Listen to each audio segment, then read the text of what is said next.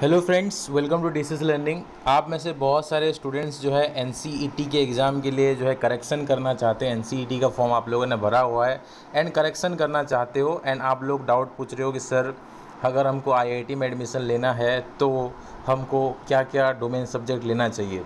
देखो, ये तो सबसे पहले चीज़ मैं आपको बता देता हूँ कि सिर्फ 2 ही दिन के लिए आपको करेक्शन विंडो ओपन है। कल मतलब 27 जुलाई 11:50 तक ये अवेलेबल होगा। उसके बाद आप चाहेंगे तो भी करेक्शन जो है नहीं कर सकते। शायद एक्सटेंड हो, लेकिन अभी के नोटिस के हिसाब से ये एक्सटेंड नहीं होगा। तो बहुत सारे बच्चों का डाउट है कि सर हम जो है कौन सा डोमेन सब्जेक्ट लें ताकि हम हर जगह जो है अप्लाई कर सकें, या स्पेशली बहुत सारे बच्चे जो है आईआईटी के बारे में पूछ रहे हैं, आईआईटी एनआईटी का। तो सबसे इंपॉर्टेंट चीज़ मैं तो यहाँ पे क्लियर करूँगा, अपने हिसाब से मैं प्रूफ्स दिखा के आपको क्लियर करूँगा। लेकिन अगर आप इन स्कूल के आसपास रहते हो, ठीक है, ये नोटिस में देखो लिस्ट ऑफ हेल्प सेंटर दिया हुआ है, लिस्ट ऑफ हेल्प सेंटर।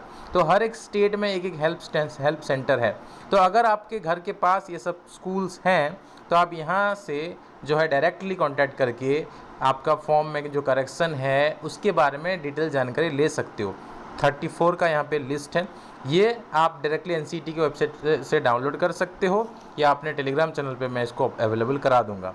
ठीक है, तो अभी चलते हैं। जो बच्चे देखो आरआई या नॉर्मल कॉलेजेस में एडमिशन करना चाहते हैं, वो पीसीएम लो, पीसीबी लो, या हिस्ट्री, ज्योग्राफी, पॉलिटी, मतलब आप आर्ट्स के कोई भी सब्जेक्ट लो, आपको कोई प्रॉब्लम नहीं है। लेकिन यहाँ पे आईआईटी के लिए क्या है वो मैं आपको दिखा देता हूँ।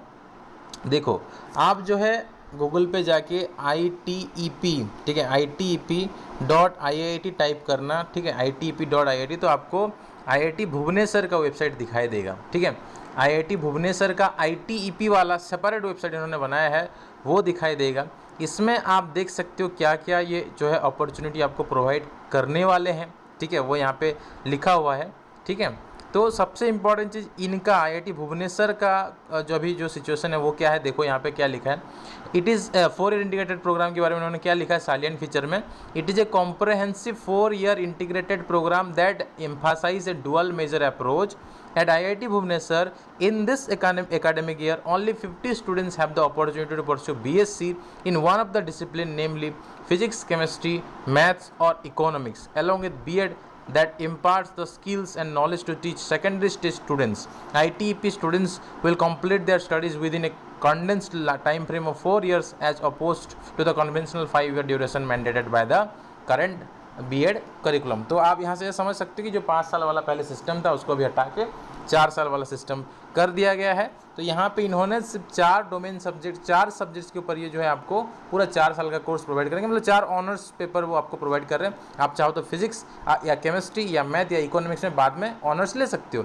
लेकिन अभी कौन सा डोमेन सब्जेक्ट लेना है इसके बारे में कोई क्लियर कट जो है आपको नोटिस देखने के लिए नहीं मिलेगा। ठीक है, कोई क्लियर कट नोटिस एलिजिबिलिटी के हिसाब से कि आप इन 3 डोमेन सब्जेक्ट लेने से आप मतलब एलिजिबल हो, उसके बारे में यहाँ पे अभी कोई ऐसा नोटिस नहीं है। ठीक है, तो लेकिन कुछ स्टूडेंट्स ने मेल किया था। देखो, मैंने खुद मेल किया था लेकिन मेरे मेल का रिस्पांस नहीं आया आईआईटी की तरफ से। ठीक है, लेकिन कुछ स्टूडेंट्स ने मेल किया था, शायद वो मेरे से बहुत पहले मेल किए होंगे, तो मैं उनका मेल आपको दिखाता हूँ। हमारा जो ITEP बैच है उसमें टीचिंग एप्टीट्यूड वाला जो ग्रुप है उसमें मैं आपको दिखा देता हूँ। इसमें एक स्टूडेंट ने मेल किया था। ठीक है, यहाँ पे आप देख सकते हो, good morning sir, can a student having combination of physics, chemistry, biology and physical science is eligible for admission in NIT Warangal. तो ये NIT के लिए जो है मैसेज किया था। तो यहाँ पे NIT वारंगल के HOD ने क्या रिप्लाई किया आप देख सकते हो।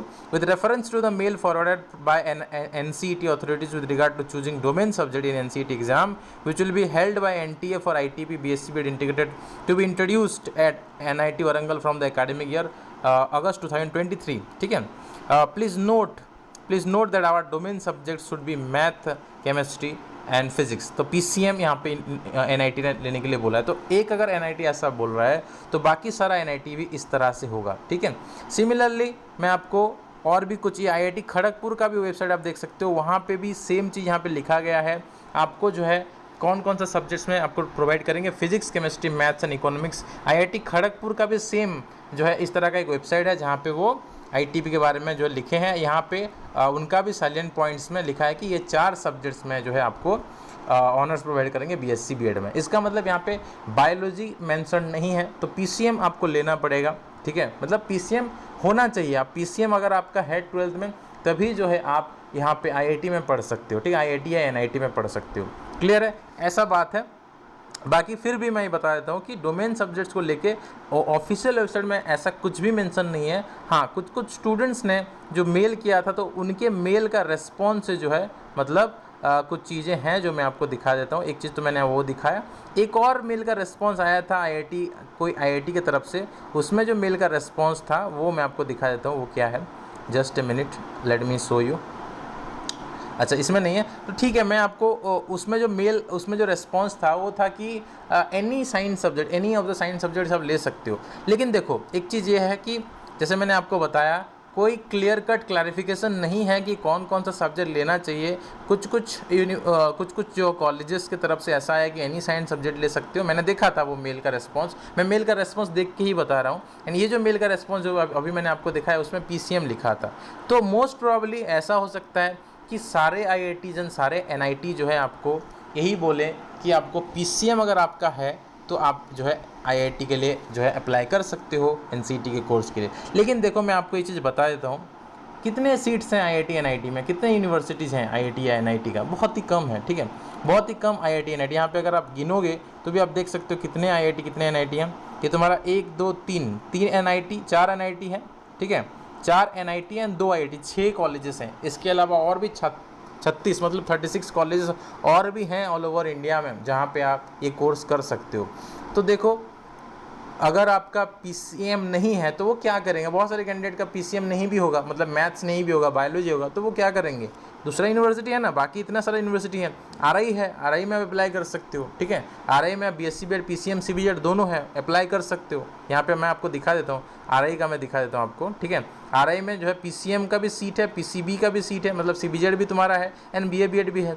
तो आप जो है तीनों के लिए अप्लाई कर सकते हो, PCM CBZ BA BEd, and बाकी भी जो कॉलेजेस है वहाँ पे भी इस तरह से अप्लाई कर सकते हो। तो टेंशन नहीं लेना है। बस अगर आपको फर्दर क्लैरिफिकेशन चाहिए, इस वीडियो में आपको समझ में नहीं आया मैं क्या बोलना चाहता हूँ, और फर्दर क्लैरिफिकेशन चाहिए, तो डायरेक्टली आप जो है कहाँ कॉन्टैक्ट कर सकते हो फॉर ऑफिशियल प्रूफ। अगर आपको और चीज़ें चाहिए तो एनसीईटी को कॉन्टैक्ट कर सकते हो। यहाँ पे एनसीईटी का हेल्प डेस्क जो है, यहाँ पे इनका नंबर दिया है ncet@nta.ac.in। इनका जो है तुम्हारा ये ईमेल आईडी है।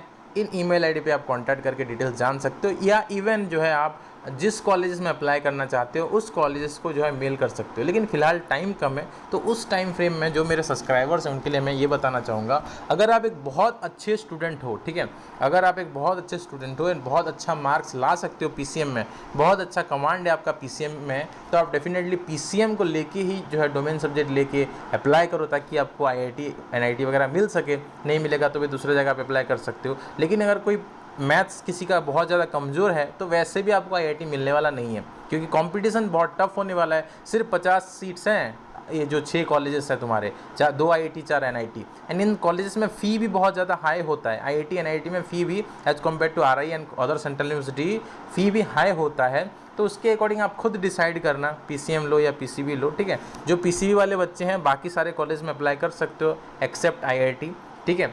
तो अभी तक का जो मतलब लग रहा है, ऐसे तो कहीं क्लियर कट नहीं लिखा है, जो मैंने आपको प्रूफ दिखाया उसके अकॉर्डिंग मैं आपको बता रहा हूँ।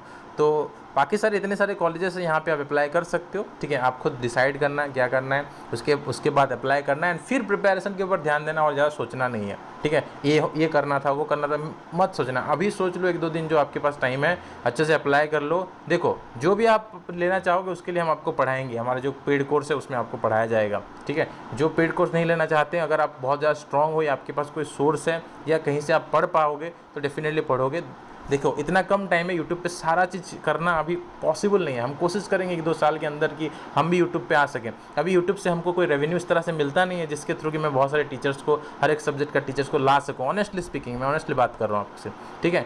यूट्यूब के थ्रू रेवेन्यू ही नहीं होता है हमारा, ठीक है। कोई यूट्यूब बेस्ड हम फुल टाइम यूट्यूबर नहीं है जिससे बहुत ज़्यादा कमाई हो जाए, मैं बहुत सारे टीचर्स को ला सकूँ। तो मैं अभी आपको ये प्रॉमिस नहीं कर सकता कि मैं यूट्यूब पर सब कुछ पढ़ा दूँगा, बहुत सारे चैनल हैं जहाँ से आपको मिल सकता है इन्फॉर्मेशन, लेकिन हमारा पेड कोर्स में हम इस एग्ज़ाम के लिए डिटेल अच्छी तरह से पढ़ा रहे हैं, बिकॉज वो पेड कोर्स है, उसमें मैं टीचर्स को सैलरी दे सकता हूँ। तो मैं ऑनेस्टली स्पीकिंग मैं ये चीज़ आपको बता रहा हूँ, सारे सब्जेक्ट्स के ऊपर हम आपको गाइड कर देंगे, PCM लो, PCB लो या आर्ट्स के कोई सब्जेक्ट्स लो, ठीक है, हमारे कोचिंग में आपको गाइडेंस मिल जाएगा। बाकी आपके ऊपर है, आप क्या करना चाहते हो, आपको कोचिंग लेना है नहीं लेना है, या आपको ये सब्जेक्ट लेना है वो लेना है, देखो इसके लिए आप ही रिस्पॉन्सिबल होंगे, ठीक है, क्योंकि कोई इसका रिस्पॉन्सिबिलिटी नहीं लेगा। इवन देखो यहाँ पे अगर आप देखो कोई भी यूनिवर्सिटी पे क्लिक करोगे तो NCET ने भी ये चीज़ लिखा हुआ है कि NTA और respective university will not be held under any circumstance held responsible will not be under any circumstance held responsible for the selection of subject opted program eligibility criteria and condition। तो आप खुद ही responsible होंगे, कोई गलत choose करते हो तो गलत कुछ तो ठीक है। तो उस हिसाब से मैं आपको बता रहा हूँ कि आप जो भी आपका है 12th में उस हिसाब से ले लो, ठीक है। कोई दूसरा सब्जेक्ट लेना चाहते हो तो ले सकते हो, लेकिन कोई अतरंगी सब्जेक्ट नहीं लेना है। मतलब आपका कोई सब्जेक्ट नहीं था बिल्कुल 12 में एंड आपने कभी पढ़ा नहीं है, उस तरह का सब्जेक्ट मत लेना, क्योंकि डिफ़िकल्टी हो सकता है पढ़ने में। टाइम तो पहले कम है, देखो 15 या 20 दिन के अंदर आपका एग्ज़ाम हो जाएगा, मैक्सिमम से मैक्सिमम 1 महीने के अंदर एग्ज़ाम हो जाएगा। तो इतने कम टाइम में कोई न्यू सब्जेक्ट पढ़ना डिफ़िकल्ट है, तो जो आपका 12th में था वो ले लो, ताकि आपको जो है ईजी हो सके, कम से कम कुछ तो आइडिया होगा, एग्ज़ाम दे सकोगे, ठीक है। तो मैंने सब कुछ बता दिया। बाकी अगर कोचिंग लेना है तो व्हाट्सएप नंबर है, व्हाट्सएप पर कॉन्टैक्ट कर सकते हो। टेलीग्राम चैनल पर हमारा इस कोर्स का डिटेल्स दिया हुआ है, पेमेंट कैसे करना है वो भी बताया गया है। फिर भी कोई डाउट है तो कमेंट सेक्शन में कमेंट कर सकते हो, या हमारे व्हाट्सएप नंबर पे व्हाट्सएप कर सकते हो कोर्स के रिलेटेड। मिलते हैं अगले वीडियो पे, थैंक यू।